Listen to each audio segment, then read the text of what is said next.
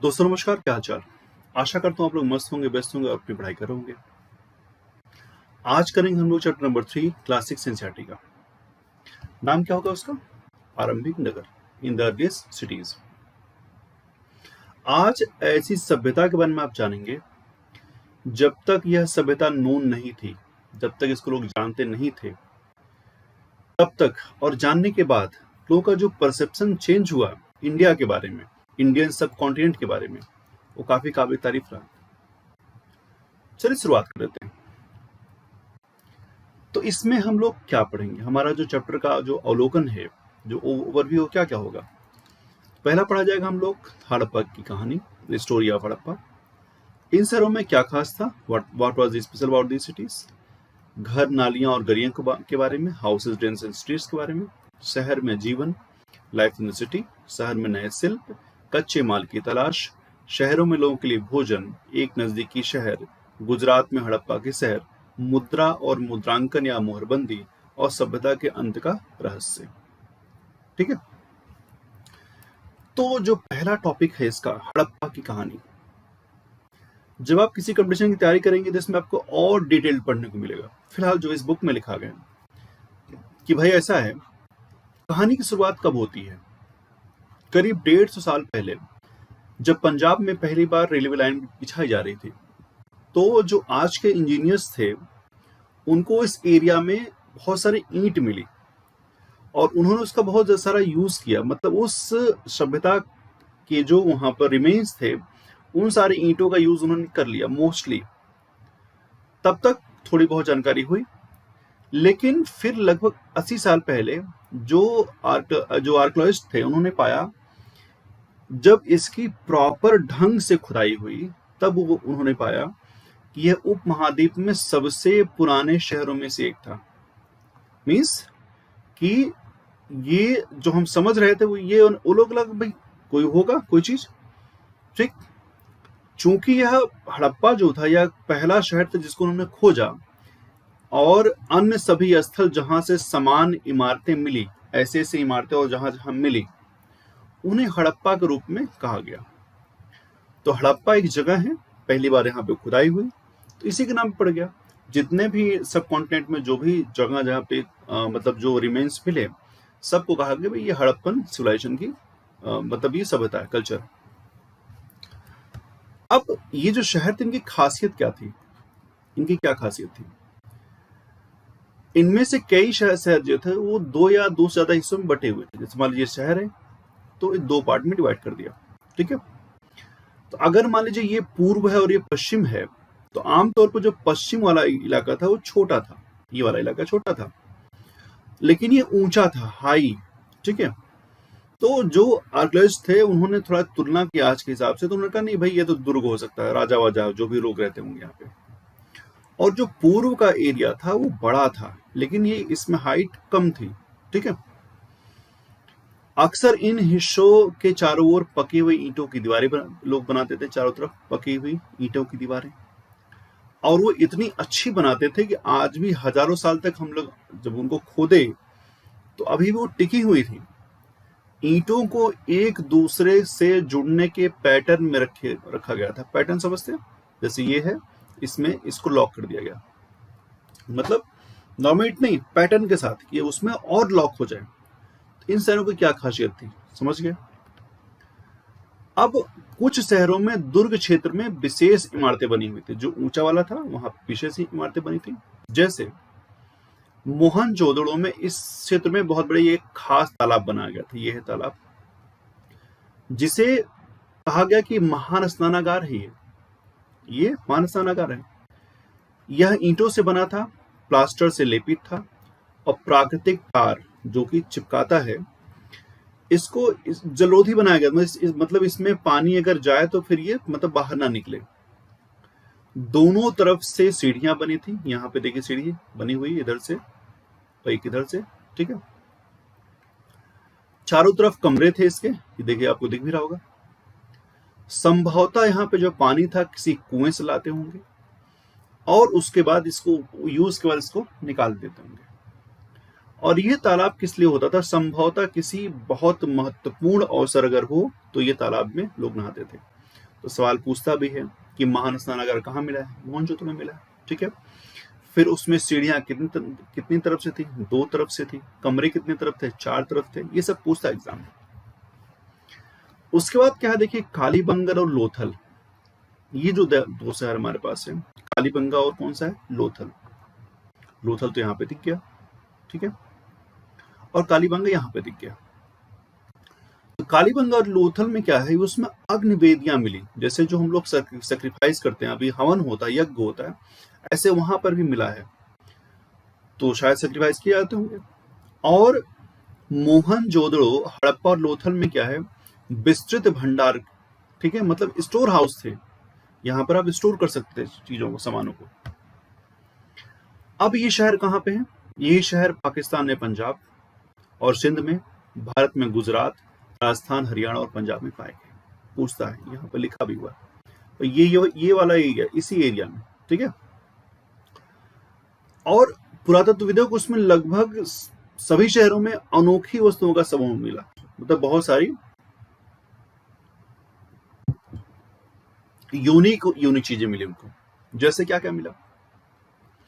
लाल मिट्टी के बर्तन, ठीक है, रेड पॉटरी जो कि पेंटेड थे, पत्थर के बाट, मुहर, विशेष मोती, तांबे के औजार, समानांतर किनारों वाले लंबे पत्थर के ब्लेड, ये सब वहां पे मिला, लगभग हर जगह पे मिला। सब पूछता है एग्जाम में। अब घर, नालियों और गलियों के बारे में जानकारी कर लीजिए। आमतौर पर घर 1 या 2 मंजिल के होते थे, 1 स्टोरी या 2 स्टोरी, जिनके चारों ओर आंगन बने होते थे। ज्यादातर घरों में नहाने के लिए अलग से जगह होती थी, सेपरेट बाथरूम। कुछ घरों में पानी की आपूर्ति के लिए कुएं भी होते थे, ठीक। इनमें से कई शहरों में ढकी हुई नालियां होती थी, जो आज भी हमारे यहाँ मोस्टली जगह पर है, बट बहुत सारी जगह पे नहीं है। सीधी रेखा में होती थी, हर नाली में हल्की ढलान होती थी ताकि पानी उसमें बह जाए, ठीक है। घरों की नालियां सड़कों की नालियों से जुड़ी होती थी, छोटी नालियां बड़ी नालियों से जुड़ी होती थी। चूंकि नालियां ढकी होती थी, इसलिए उन्हें साफ करने के लिए बीच बीच में निरीक्षण छेद, यानी जिसको हम लोग इंस्पेक्शन हॉल्स जो है, होल्स कहते हैं, वो बनाए जाते थे उसमें। तीनों घर, नालियां और गलियां शायद एक ही समय में बनाते। हमारे यहाँ आज भी ऐसा नहीं होता। पहले रोड बन जाएगा, फिर उसको खोद देंगे, फिर इलेक्ट्रिक वाले आएंगे, फिर उसको खोद देंगे, फिर उसके बाद कोई और आएगा, सीवर वाले फिर खोद देंगे। मतलब अगर भाई सब लोग साथ मिल के बात कर लो, कितने मतलब जानकार थे हड़प्पा के लोग, तो ये लोग सब साथ मिलकर, आज भी ये चीजें नहीं होती हमारे यहाँ, ठीक है।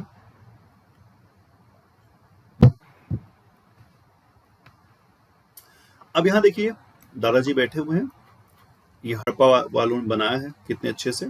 ये उसकी क्या कर रहे हैं, ये लोग थोड़ा सा उसको अरेंज कर रहे हैं, थोड़ा इधर उधर हो गया होगा, तो ये लोग यहाँ पे कर रहे हैं।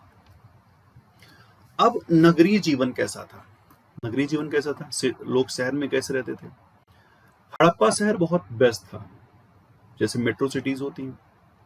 ऐसे लोग जिस शहर में विशेष इमारतों के निर्माण में जो है, there were people who plan the construction of special building, जो वहां पे जो बिल्डिंग्स होती थी उसको कंस्ट्रक्ट करने के लिए लोग क्या करते थे, स्पेशल पर्सन होते थे कि भाई यहाँ पे घर बनाना है, यहाँ पे घर नहीं बनाना, हर जगह नहीं बनाना है।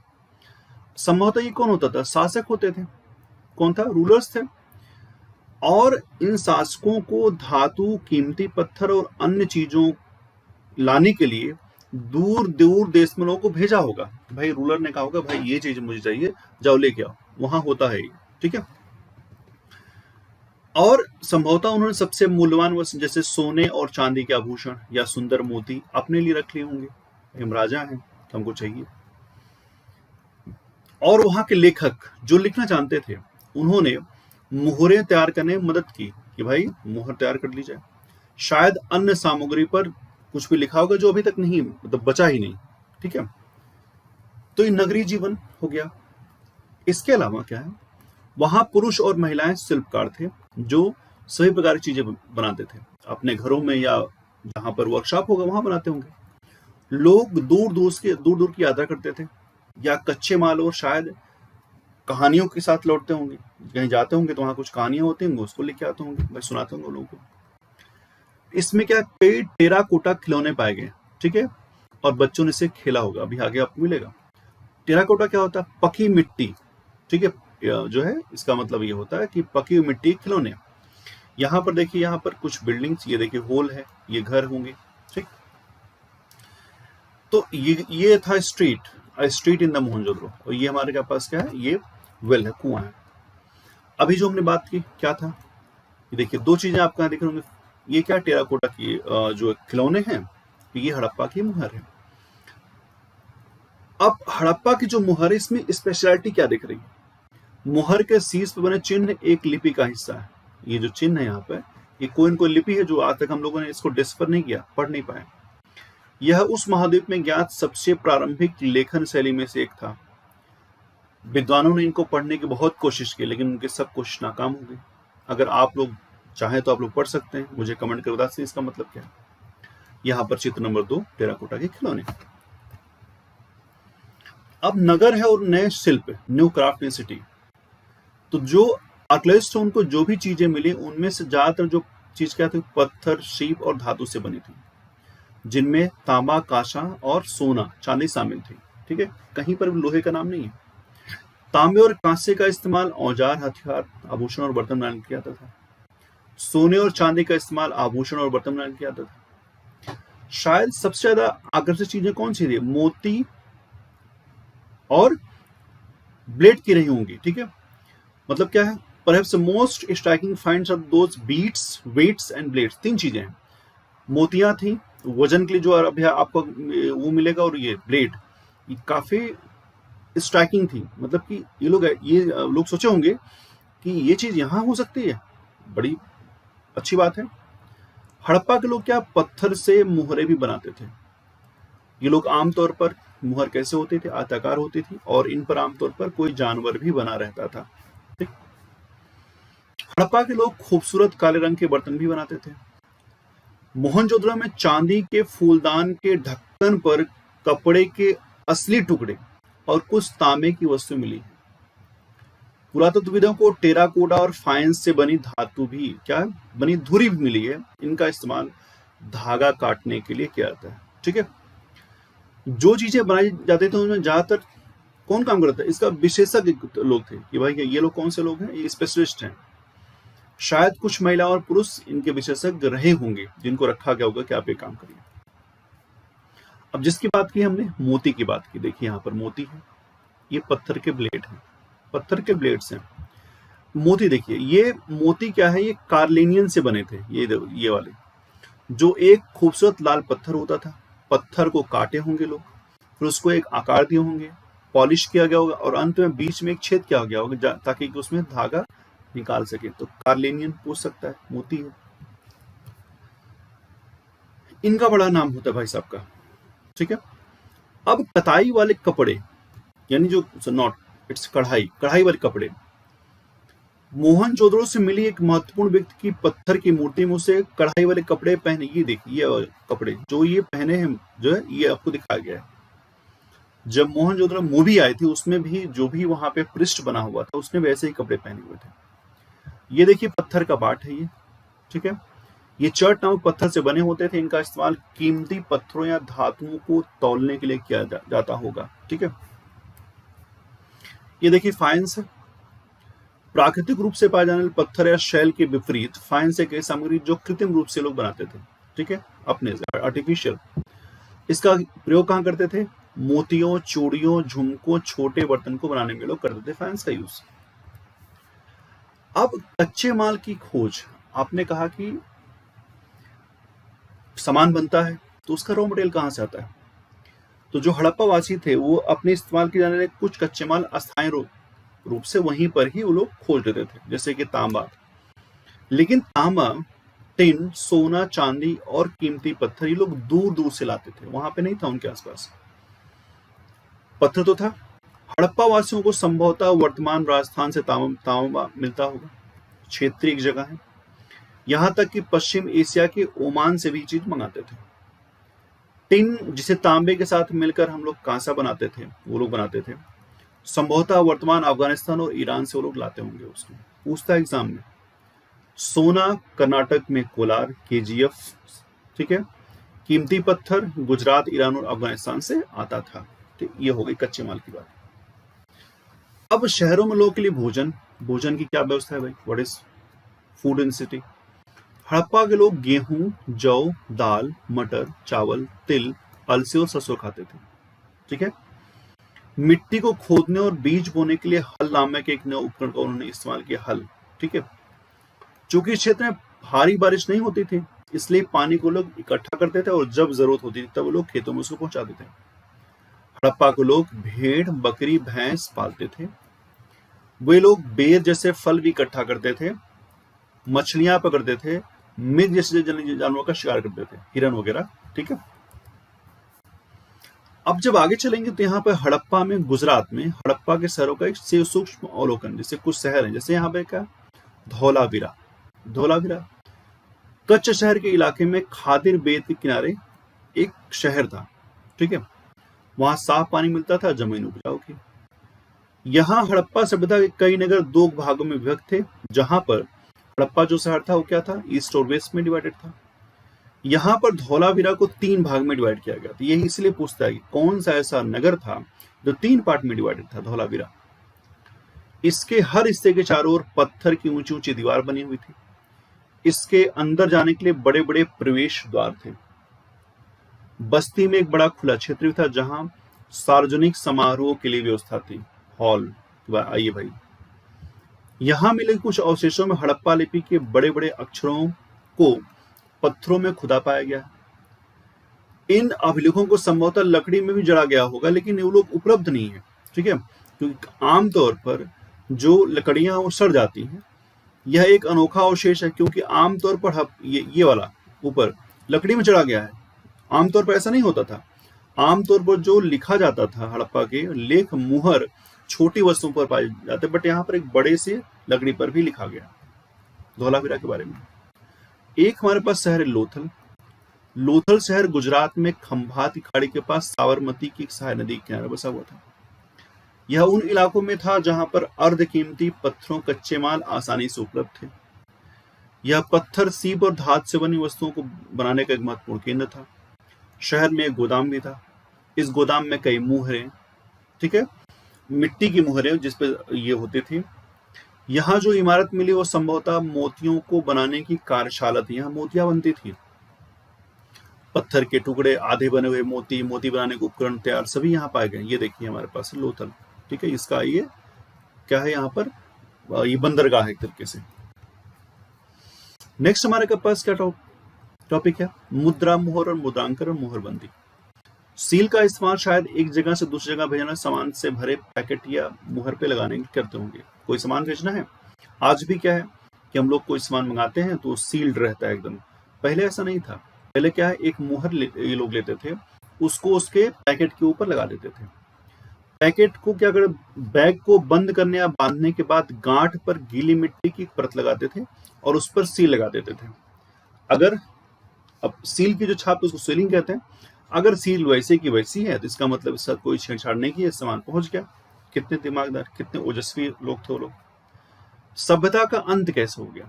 इतनी बढ़िया सभ्यता, इतने बढ़िया लोग, इतनी जानकारी की वो लोग, सब कुछ साथ साथ कर रहे हैं, ये सभ्यता का अंत कैसे हो गया? लगभग 39 साल पहले हम एक बड़े बदलाव की शुरुआत पाते हैं। अब शुरुआत क्या थी, कई शहरों में क्या लोगों ने रहना बंद कर दिया। अब इससे कारण क्या थे? लेखन, मुहर और वजन का इस्तेमाल अब वो नहीं करते थे। दूर दूर से लाए जाने वाले कच्चे माल दुर्लभ हो गए, मिल ही नहीं रहा है। मोहनजोदड़ो में हम पाते हैं कि सड़कों पर कचरा जमा हो गया, जल निकासी की व्यवस्था टूट गई और सड़कों पर भी कम प्रभावशाली घर बनाए जाने लगे। पहले क्या सब कुछ प्लान था। कुछ विद्वानों का महत्व है कि नदियां सूख गई। कुछ ने कहा कि भाई वनों की कटाई हो गई, जिसकी वजह से, क्योंकि वनों की कटाई से क्या हुआ, क्योंकि ईंटों को पकाने के लिए, तांबे के अयस्कों को गलाने के लिए ईंधन की आवश्यकता होती थी, इसलिए वो लोग वन काटते थे।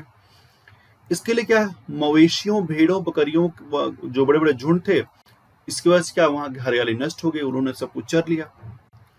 कुछ ने कहा कि भाई बाढ़ आ गई थी, लेकिन कई लोगों ने व्याख्या नहीं किया कि भाई अगर हम लकड़ी काट भी लेंगे तब भी तो इतना सारा है, कहीं भी जाके रह लेंगे, भेड़ बकरी कितना चरेंगे, सब क्या चर जाएंगी, बाढ़ आ जाएगा तो क्या लोग ऊंचे स्थान पर नहीं पहुंच जाएंगे। बड़े सब लोगों ने क्या, क्योंकि यहाँ पे लिखा बाढ़ या नदी सूखने का असर केवल कुछ क्षेत्रों पर ही पड़ा होगा, सब जगह थोड़ी बाढ़ आ जाएगा।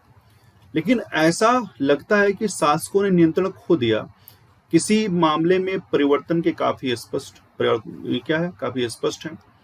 सिंध और पश्चिमी पंजाब में स्थित स्थलों को छोड़ दिया जाए, जबकि कई लोग पूर्व और दक्षिण में नई बस्तियों को चले गए होंगे। अब देखिए सब कुछ परसेप्शन है कि यहाँ चले गए, वहां एग्जैक्ट कुछ नहीं पता, इतिहास यही तो है पहले वाला। और लगभग 1400 साल के बाद, ऋग्वैदिक साल के बाद, मतलब ये वाला नए शहर हमारे जो है निकल के आए। ये आपके लिए सवाल है, हर बार मैं ही थोड़ी लगाऊंगा, आप लोग लगाइएगा। सुमेलित करने के लिए है कि ये सोना कहाँ से मिलता है, इन कहाँ से मिलता है, पत्थर कहाँ से मिलते हैं, ये आपके लिए क्वेश्चन है, ये आप लोग कर सकते हैं। तो धन्यवाद।